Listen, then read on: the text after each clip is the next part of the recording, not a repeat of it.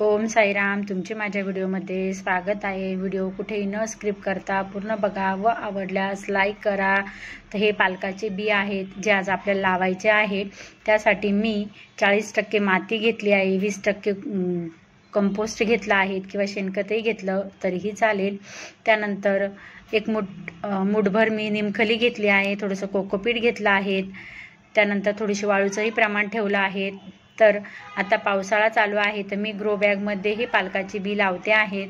तर पालकाचे बी हे 2-3 प्रकारचे असते। तर ज्या पालकचा ज्या दांड्या आहेत ज्या खालच्या त्या लालसर आहेत म्हणजे हे पालक आपले गावठी आहेत। गावठी पालकाची भाजी ही खायला एकदम पौष्टिक असते। तर मी आता वरून थोडंसं नॉर्मल कोकोपीट आणि मातीचा लेअर देते, जास्त पण लेअर द्यायचा नाही, जेणेकरून आपलं जे पालकाचं बी आहे ते दबल्या जाणार नाहीत आणि त्यामुळे ते उगवण्याची शक्यता थोडीशी कमी असते। तर आता पण हे पालक बी टाकलं सगळंच उगेल याची थोडी शाश्वती कमी असते। आणि त्यानंतर मी पाणी देते। पाणी देताना नॉर्मल हाताचा पद्धतीने द्यायचं किंवा स्प्रेच्या पद्धतीने दिलं तरी चालेल, एकदम डायरेक्ट टाकायचं नाही, जेणेकरून आपलं पालकाचं बी वरती येईल व त्याला जर माती मिळाली नाही तर ते उगणार नाही। तर घरच्या बागेत किंवा कुंडीत सहजपणे पालक लावता येतो। पालक लागवडीसाठी योग्य वातावरण, माती, बियाणे आणि त्याची लागवड तसेच काढणी कशी करावी, तर योग्य वातावरण कसे आहे तर पालक हे थंड हवामानातील पीक आहे, त्यामुळे ते 15 सेल्सिअस किंवा 20 सेल्सिअस तापमान चांगले वाढते। उष्ण हवामानात पालक लवकर फुलू लागतो आणि पानांची गुणवत्ता घटते। 8 दिवसानंतर तुम्ही पालक बघू शकता आणि त्याच्यानंतर परत 8 दिवसानंतरचा पालक बघू शकता तुम्ही। आधी 2 पानांवरती आला होता आणि आता हेच 2 पानं मोठे होऊन आणखीन त्यांना पानं येऊ लागले आहे। तर मी ग्रो बॅगमध्ये एक मिरचीचं रोपही लावलं आहे, जेणेकरून आपला पालक निघाल्यानंतर मिरचीचं रोपही छान होईल। आता जरा पावसाळा चालू आहे त्यामुळे थोडंसं पाऊस जास्त असेल तर पाणी द्यायचं नाही किंवा त्याला थोडंसं शेड एरियात ठेवायचं, जेणेकरून जास्त पावसाचं पाणी जर लागलं तर झाडाची पानं जे आहे ते मातीत लागून खराब पण होऊ शकतात।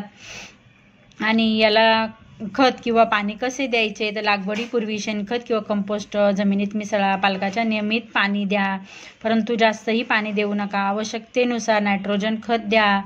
लागवडीनंतर साधारणतः 5 ते 6 दिवसांनी पानं छोटे छोटे यायला सुरुवात होते। आणि जर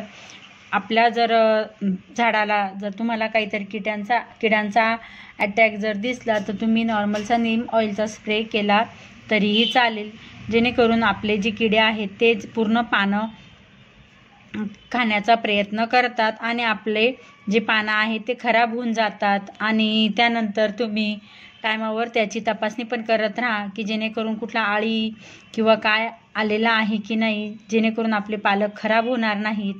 त्यानंतर तुम्ही पालक लागवडीची वेळ ही साधारणतः ऑक्टोबर ते मार्चपर्यंत आहेत। हिवाळ्यात तर चला, तुम्हालाही पालक लावायचा असेल तर तुम्हीही ट्राय करू शकतात। तुम्ही नीट बारकाईने बघितले तर आपल्या पालकाच्या ज्या दांड्या आहेत ना त्या लालसर आहेत आणि ते लालसर पानं म्हणजे गावठी पालक असतो, जो खायला एकदम चविष्ट लागतो।